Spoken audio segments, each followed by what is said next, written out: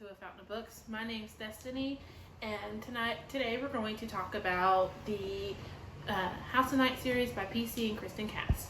Now, I do want to say, I've already filmed this video. I filmed the whole thing just a second ago, and then I realized my camera was backwards. So you saw the wall behind you, not me. So we're gonna do this again. I am going to give you 3 pros and 3 cons for this, and I will give you a short synopsis of what the series is about. So, this series is all about Zoe Redbird, who gets marked, and her life from there on.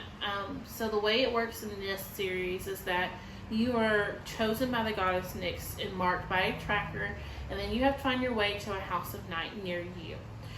Because if you are not around vampires within the first, I think, 24 hours, you die automatically. Another thing that gets that you know pretty early on in the first book is that you might not make it through the change. Just because you are marked and now are a vampire does not mean you're going to make it through the rest of your life and through, being pretty much immortal. So Zoe starts her life at the House of Night and meets a friend group, and that's basically where our story starts. I don't want to give you any more than that in case you haven't read it, because I don't want to give spoilers. My first pro would be the friend group. The Nerd Herd is wonderful and supportive and just a great friend group. They become like family after you've read all of the books, and every time they add on new characters pretty regularly, and you don't feel like they're just adding a character. You feel like they're adding another member of the family. My first con for them is the way they're formatted. It's, by the time you get to book I would say 4, pretty much the format. There's going to be a lot of hanging out, cleaning up from the last battle or the last conflict, and then there's going to be more. And then you're going to clean up, and then there will be something at the end of the book that's going to make you want to read the next one, and then you're going to get the same format again. All except for the last, I would say 3 don't do that, but pretty much the rest of the series does that. And it's very predictable. You don't know what's going to happen. You don't know, okay, well, this person's going to be bad. You don't know that, but you know what format it's going to be in. My next pro would be the way that the toxic family is handled. So Zoe does have a toxic mother and a toxic stepdad, but she has a wonderful grandmother who loves her unconditionally. No matter how many times Zoe makes mistakes, no matter how many times Zoe, screws up, Grandma Redbird's there going, it's okay, it's fine, we will figure this out. And Grandma doesn't abandon her when she becomes marked. She wants to be part of her life and be part of her vampire life. It's wonderful. Just plain out wonderful. My next con would be how long they are. I wish they had been a little bit longer. Each one's about 330 pages, which is pretty standard. But I think I would have loved them even more if they had been a Court of Thorn and Roses, where they're 600 pages, because then we would have had 6 books instead of 12. But it's a small con. I would love to see a bind up of all of them in one book. That would be really, really cool to see. Or to do Morganville did, and they have a bind up. It's every 2 books. It's a bind up. That'd be cool for these to do. I'm on my second pro? No, I'm my third pro. So my third pro would be the way Zoe handles herself.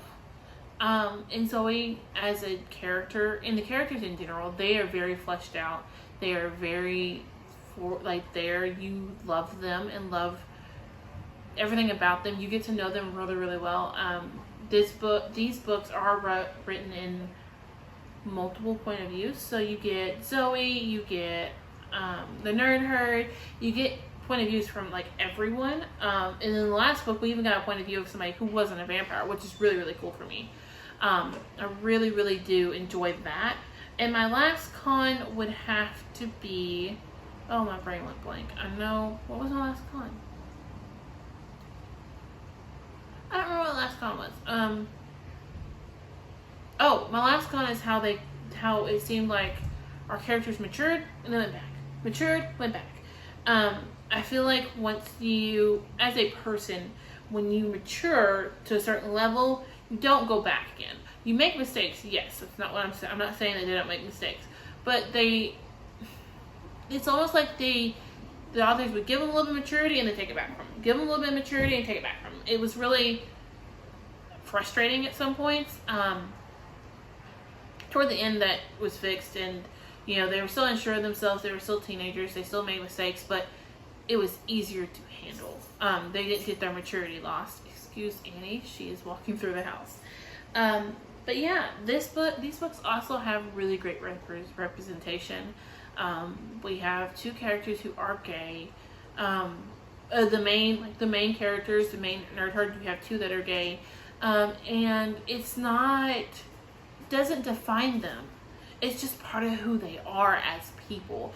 And that is what I look for when I look for an LGBT book or a mention of a character. It's because I just want them to be, that's part of who they are. It's not something that defines them. It's not something that, okay, cool, you're gay. That's it. You're just going to be gay. I didn't feel like they just threw a gay character in there for that rap. They just made him who he was. And that, to me, I loved. Yeah, I would say trigger warnings for this would be family violence, sexual violence, violence in general, blood and gore, stuff like that. There are people who get killed. There are murders and things that happen. So if that triggers you, you might want to steer away from the series. But yeah, that's all I have to say about that. The series overall gets a 5-star for me.